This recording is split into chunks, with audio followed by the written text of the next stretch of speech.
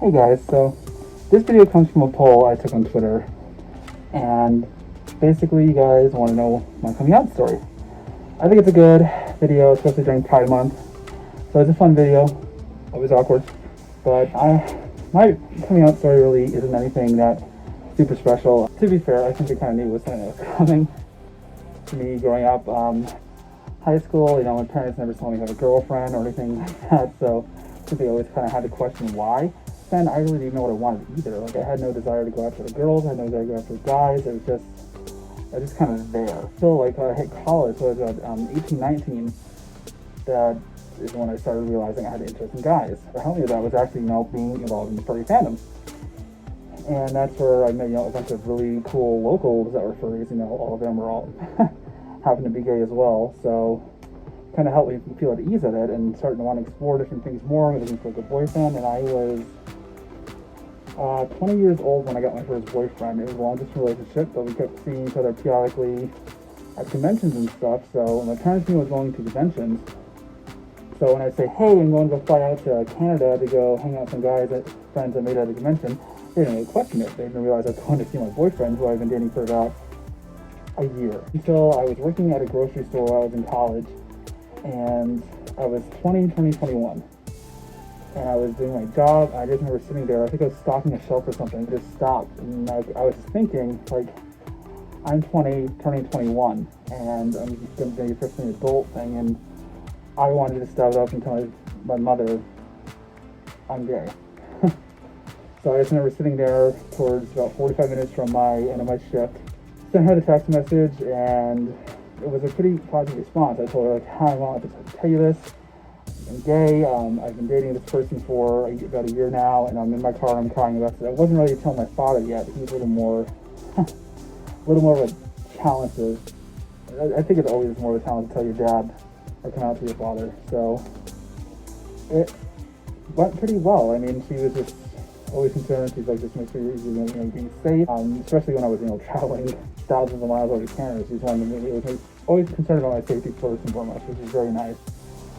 And so I didn't have as more of a conventional way of coming out to my father. So growing up, my house my parents bought was built in 1911. They were always renovating it. It was a really, really cool farmhouse. There were some supplies for the floors that were underneath my bed in my room. And I was at work, and my dad went to go pull some of these floor supplies out from under my bed, and he found some things. And I remember coming home to my dad and saying, hi, Dad. He goes, we need to go for a walk. It's like, oh no. So he explained the situation. He was like, I'm looking for the floor panels, and I found some things under your bed. And I just started bawling, because to me that was the hardest thing to come out to was my father. But I was very lucky. He said, you're my son, I'll always love you. The first thing he said is like, I'm just sad we won't be having any grandkids. I'm like, oh my gosh, I probably wouldn't even have grandkids if I was completely straight. The same thing, like, he just was always very concerned about my safety. Every time I would go out there, he just make sure you're being safe. I still think deep down he thinks I'm gonna end up with a girl and have a family, normal American dream, which is still a possibility, because it took me a little longer to find out. It's like, hey, I like both. I identify as bisexual. So it's still a possibility, but I think there's more what he's rooting for. Because I grew up in a very Christian household, and there were some values very strong, but like, he was never the kind of person to be like, no, you're not my son anymore. Very, very lucky, and I know a lot of people don't have the same experience I did, to have parents that were mostly supportive of my decisions. And it's still kind of just like, not don't talk about it, but like, don't kind of test the waters before anything. Put it in perspective, like, at my high school, it was tradition on a senior day to drive your tractor to school. It was that kind of area. So like, I obviously wouldn't come out in high school, or was not a place for that for me.